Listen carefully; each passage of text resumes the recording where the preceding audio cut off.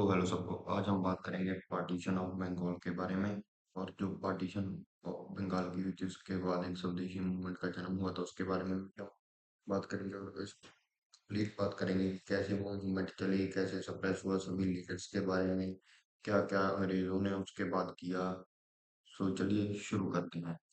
सो बात है 1905 की। 1905 में जो है लॉर्ड कर्जन ने जो बंगाल है उसको दो प्रोविंसेस में डिवाइड कर दी था। देखिए, एक तो वेस्टर्न बंगाल और एक है सेकंड ईस्टर्न बंगाल। इस बंगाल के साथ था बिहार और उड़ीसा, और इसके साथ था आसाम। आप यहाँ पर भी देख सकते हैं कलरफुल मैप में। तो ये जो पार्टीशन थी ये 1905 से 1911 तक चली थी। उसके बाद ये पार्टीशन को रद्द कर दिया गया था, और जो है कैपिटल को भी बंगाल से चेंज करके दिल्ली कर दिया गया था। उसके बारे में हम बाद में बात करेंगे। अगर आपने चैनल को भी सब्सक्राइब नहीं किया है तो कर लीजिए। हम रोज एक वीडियो लाते हैं एसएससी की प्रिपरेशन के लिए। सो हमारे चैनल को सब्सक्राइब कर लीजिए और वीडियो को लाइक कर दीजिए। जैसे कि आप इस मैप को देख सकते हैं, इन्होंने बंगाल को बीच में से दो हिस्सों में काट दिया था। एक तरफ था ईस्टर्न बंगाल और दूसरी तरफ था वेस्टर्न बंगाल, और इसके साथ था बिहार और उड़ीसा, और इसके साथ था आसाम। सो देखिए, 1905 में वायसरॉय कर्जन ने बंगाल को दो हिस्सों में डिवाइड कर दिया है। इसकी बात हम कर चुके हैं। और इस पार्टीशन का मोटिव क्या था, जो यही जो पार्टीशन का मोटिव इनका 1947 में था, वही इनका मोटिव अब था 1905 में। ये एक तो था डिवाइड एंड रूल, और एक जो है बंगाल की यूनिटी जो है उसको वीक करना था, क्योंकि बंगाल जो था उस समय ब्रिटिश इंडिया का कैपिटल था, और कैपिटल के साथ साथ बिगेस्ट बिगेस्ट प्रोविंस थी बंगाल। याद रखिए, बंगाल कैपिटल भी था और बिगेस्ट प्रोविंस भी थी, इसलिए इन्होंने बंगाली यूनिटी जो थी उसको जो था खत्म करना था। और जब इन्होंने ये डिवीजन को अनाउंस कर दिया तो जो रविंद्रनाथ टैगोर थे उन्होंने कहा था कि हिंदू और मुस्लिम अपनी यूनिटी दिखाने के लिए राखी बांधे,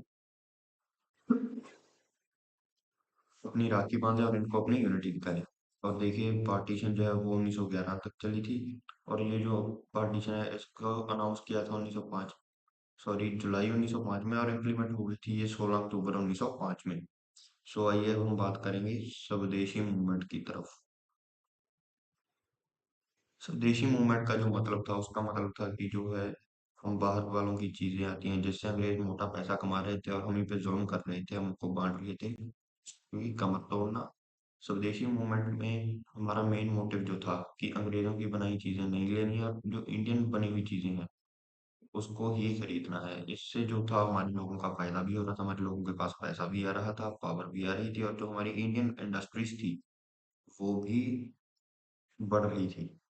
और ये जो स्वदेशी मूवमेंट थी इसको सभी सभी राज्यों ने अपनी अपनी जो है मातृभाषा में उसमें डब करके समझाया ताकि लोगों को समझ आ सके। महात्मा और आंध्र प्रदेश में इस मूवमेंट का नाम था वंदे मातरम मूवमेंट।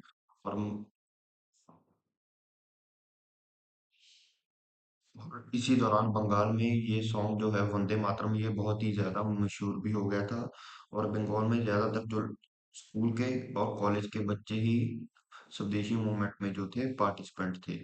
और इसीलिए जो पुलिस है और जो ब्रिटिशर्स हैं वो स्कूल और कॉलेज के बच्चों के खिलाफ बहुत ही ज्यादा सख्त हो गए थे। और आइए अब हम देखते हैं कि कुछ जो इन्फ्लुएंशियल लीडर हैं उनका क्या कहना था इसके बारे में। जो है सबसे पहले आते हैं एम के गांधी, यानी कि मोहनदास करमचंद गांधी। उसने कहा था कि it is soul of Swaraj, यानी कि स्वदेशी मूवमेंट सेल्फ रूल के लिए बहुत ज्यादा जरूरी है। उनका ये मतलब था। और बाल और अब हम बात करेंगे कि कौन सी लीडर्स ने लीडरशिप के अंडर कौन सी स्टेट्स में स्वदेशी मूवमेंट का प्रचार किया। बाल गंगाधर तिलक ने पुणे और बॉम्बे में, जिसका नाम आगे जाकर अब मुंबई है, और इसका नाम पुणे है, और इसका नाम मुंबई। और आपने यहाँ पर पुणे और बॉम्बे ही करना है क्योंकि पहले यही नाम था। और लाला लाजपत राय और अजीत सिंह ने पंजाब में। याद रखिए, लाला लाजपत राय पंजाब के और एक्सट्रीमिस्ट यानी कि गरम दल के बहुत ही ज्यादा इन्फ्लुएंशियल लीडर थे। और शहीद हैदर हैदर आजाद ने दिल्ली में इस लहर को फैलाया था, और चिदम्बरम पिल्लाई ने मद्रास में। और स्वदेशी मूवमेंट चलते होने क्या लगा था, इसका मेन जो मकसद था वो था कि जो हमारे देश के गुड्स हैं उनको आगे बढ़ाना और फॉरेन गुड्स को बाइकआउट करना, और जो है कॉलोनियल ट्रेड उसको बिल्कुल ही खत्म कर देना। जैसे कि वंदे मातरम के बारे में मैं आपको बता चुका हूँ कि इसमें एक्टिव पार्टिसिपेंट्स ज्यादातर स्कूल और कॉलेज के बच्चे थे। पुलिस ने जो रिप्रेसिव एटीट्यूड है वो बच्चों की तरफ भी बढ़ा दिया था। और जो घर की औरतें थी यानी कि होम सेंटर्ड वुमेन, वो भी एक्टिवली इस मूवमेंट में पार्टिसिपेट कर रही थी। और इसी दौरान एक जो है वो झंडा बनाया गया था, जो झंडा आप अपनी स्क्रीन पे यहाँ पे देख सकते हैं, ये वाला। ये झंडा जो है ये रेड ग्रीन और येलो कलर का था। और इसमें जो 8 लोटस हैं ये वाले, ये रिप्रेजेंट करते थे 8 प्रोविंसेस को। और जो क्रीसेंट मून है वो ये रिप्रेजेंट करता है हिंदू और मुस्लिम को।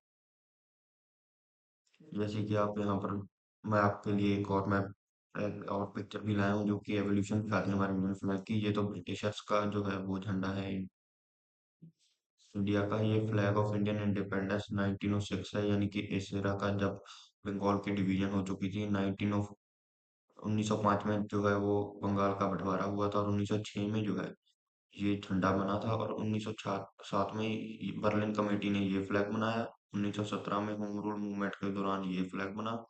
और गांधी जी ने ये झंडा डिजाइन किया था। और स्वराज फ्लैग जो था 1931 का, वो ये था, इसके बीच में चरखा था। जब हमारा देश आजाद होने के समय और अब तक ये झंडा है। इसको याद रखिएगा, जो 8 लोटस हैं वो 8 प्रोविंसेस जो थी ब्रिटिश इंडिया की, उसको रिप्रेजेंट करती थी। सो नेक्स्ट इज, अब हम बात करेंगे गरम दल की यानी कि एक्सट्रीमिस्ट की। जो गरम दल था उसने इस मूवमेंट के दौरान बहुत ही ज्यादा डोमिनेंस जो थी वो पाली थी। और इस एरा को पैशनेट नेशनलिस्ट का एरा भी कहा जाता है, क्योंकि इस समय जो कट्टर और गरम गरम दल के लोग थे उनकी विचारधारा से बहुत ही ज्यादा लोग जो है वो इम्प्रेस हो रहे थे। और लोग जो है कम्युनिस्ट विचारधारा से भी बहुत ज्यादा इन्फ्लुएंस हो रहे थे। आपने ये सेंटेंस तो सुना ही होगा, लाल बाल पाल। ये जो है ये 3 लीडर हैं वो एक्सट्रीमिस्ट यानी कि गरम दल के बहुत ही ज्यादा इन्फ्लुएंशियल लीडर हैं। लाल से है लाला लाजपत राय, बाल से है बाल गंगाधर तिलक, और पाल से है विपिन चंद्र पाल, जो कि मैंने यहाँ लिखा है। ये 3 बहुत ही ज्यादा इंपॉर्टेंट लीडर्स हैं गरम दल के। और जो रेडिकल्स थे वो चाहते थे कि ये जो मूवमेंट है इसको बंगाल से बाहर लेके जाया जाए, और जो इसका स्वदेशी मूवमेंट यानी सिर्फ बॉयकॉट से बहुत ही ज्यादा आगे लेकर जाया जाए, यानी कि ये इतनी ज्यादा एक्सट्रीम हो जाए कि अंग्रेजों को हमारे सारे इंडियंस जो है उठा के बाहर फेंकने पर ये इस चीज में सफल नहीं हो सके। और जो इंडियन नेशनल कांग्रेस है इन्होंने अपनी जो है 1905 में इनकी एक जो है मीटिंग हुई थी, कांग्रेस की मीटिंग, जो मैंने इस कांग्रेस सेशन में समझाई है। आप वो वीडियो भी जाके मॉडर्न एरा की हिस्ट्री वाली प्लेलिस्ट में देख सकते हैं, formation of Indian national Congress. जो इंडियन नेशनल कांग्रेस है उसने अपनी 1905 की यानी 1905 की मीटिंग में सपोर्ट किया था एंटी पार्टीशन को, यानी कि उन्होंने ये बंटवारे का विरोध किया था और स्वदेशी मूवमेंट का साथ दिया था। पर जो ऑल इंडिया मुस्लिम लीग थी उसने इस बंटवारे को सपोर्ट किया था और कहा था ये बंटवारा बिल्कुल सही है। अब हम बात करते हैं कि इम्पैक्ट क्या हुआ स्वदेशी मूवमेंट का।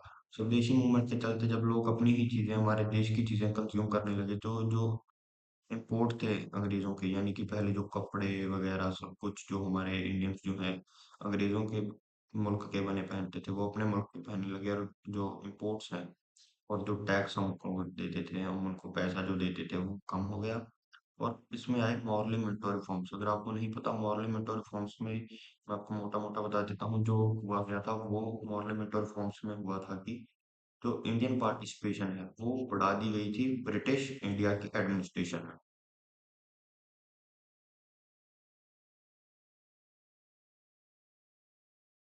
इंडियन पार्टिसिपेशन जो है वो हाई हो गई थी, हमारे लिए जो सीट्स थी वो मिलने लगी थी। और जो ग्रोथ हुई थी वो स्वदेशी इंडस्ट्रीज यानी कि हमारे देश की जो इंडस्ट्रीज थी जो चीजें बना रही थी और बिक रही थी उनकी जो है ग्रोथ हुई थी। और इस समय जो एक्सट्रीमिज्म को गर्म दल और कट्टरता भी कह सकते हैं वो बहुत ज्यादा बढ़ गई थी। और इसी समय जो है रविंद्रनाथ टैगोर जी ने एक जो है भारत माता की जो है पिक्चर भी बनाई थी। तो मैं पीपीटी में लाया हूँ। जी हाँ, ये रही। ये पिक्चर जो आप देख सकते हैं, इसको बनाया था रविंद्रनाथ टैगोर ने। ये फोटो है भारत माता की, जो कि उन्होंने बनाई थी एक आर्केटाइप फिगर, यानी कि एक साध्वी की पिक्चर, जिसमें कि एक इनके हाथ में सॉफ्रन सेफ्रन क्लैड और एक बुक, शीट्स ऑफ पैडी यानी कि चावल, और एक सफेद कपड़ा, और इनके जो चार हाथ हैं वो। ये पिक्चर बनाई हुई है एक साध्वी की, यानी कि स्केटिक की। स्केटिक लिख लीजिए, यानी कि साध्वी। सो अब हम बात करेंगे कि जो सप्रेशन है इस मूवमेंट की, सप्रेशन कैसे हुई। एक तो जो गवर्नमेंट है बहुत ही ज्यादा जो है वो सख्त हो गई थी, और इन्होंने वायलेंट रिप्रेशन की, यानी कि आम लोगों को मारा, जो लीडर्स थे उनको अरेस्ट किया। ये सब करके इन्होंने मूवमेंट को सप्रेस करने की कोशिश की, और ये कुछ हद तक कामयाब भी रहे। और एब्सेंस ऑफ लीडर, यानी कि कुछ लीडर जो थे, या तो उनको कुछ लीडर्स को डिपोर्ट कर दिया था, और कुछ को अरेस्ट करके जेल में डाल दिया था। और एक जो है मूवमेंट की इंटेंसिटी बरकरार करने के लिए एक अच्छा लीडर तो ऑर्गेनाइजेशन के पास होना चाहिए, पर ये मूवमेंट लीडर के लैक की वजह से ये है जो फेल हो गई। इंटरनल कॉन्फ्लिक्ट्स जो है आइडियोलॉजीज और विचारधारा की वजह से, जो हमारे लीडर्स हैं, जो कि एक यूनिवर्सल चीज है, इंडियंस की कभी नहीं बनी, वो अपनी विचारधारा के ऊपर बहुत ही ज्यादा कट्टर होते हैं, और इसी कारण जो नुकसान है वो झेलना पड़ा है इस मूवमेंट को। अगर ये मूवमेंट कामयाब रहती तो शायद हम आजाद बहुत पहले हो गए होते। और एक लिमिटेड एक्सटेंट तक हम कह सकते हैं कि इसमें हम बात करेंगे कि जो 1911 में हुआ, 1911 में लॉर्ड फेरिंग जो थे वो इंडिया आए, और उन्होंने जो है बिहार और उड़ीसा को बंगाल और असम से अलग कर दिया, और जो कैपिटल है वो बंगाल से दिल्ली शिफ्ट कर दिया 1911 में। और ये जो हमारी पार्टीशन हुई थी इसको भी विभाजित कर दिया, कैपिटल को बंगाल से दिल्ली कर दिया। So, याद रखिए 1911 में क्या होता, लॉर्ड हैरिंग्स जब इंडिया आए उन्होंने जो है इस पार्टीशन को जो है उसको रद्द कर दिया। और एक लिमिटेड एक्सटेंट में हम ये भी कह सकते हैं कि ये जो लहर थी ये सिर्फ मिडल एंड अपर क्लास के पास थी। ये जो है पीजेंट्री क्लास, जहाँ हम कह सकते हैं लेबर क्लास, उन तक ये लहर नहीं पहुंची, और इसलिए भी ये जो मूवमेंट है वो फेल हो गई। और जैसे कि अब यहाँ पे मैं मैप पे आपको दिखाना चाहूंगा, ये जो उड़ीसा है और बिहार है, इसको इन्होंने ये सारे बंगाल और असम से अलग कर दिया। अब ये दो हिस्से बन गए थे 1911 में। याद रखिए, ये दो हिस्से जो थे ये बन गए थे 1911 में। और 1911 में क्या हुआ था, जो कैपिटल था बंगाल से शिफ्ट करके वो दिल्ली कर दिया गया था। बस यही है, इतना है आज की वीडियो के लिए। आपका थैंक यू। अगर आपको वीडियो अच्छी लगी तो चैनल को सब्सक्राइब करें, वीडियो को लाइक करें।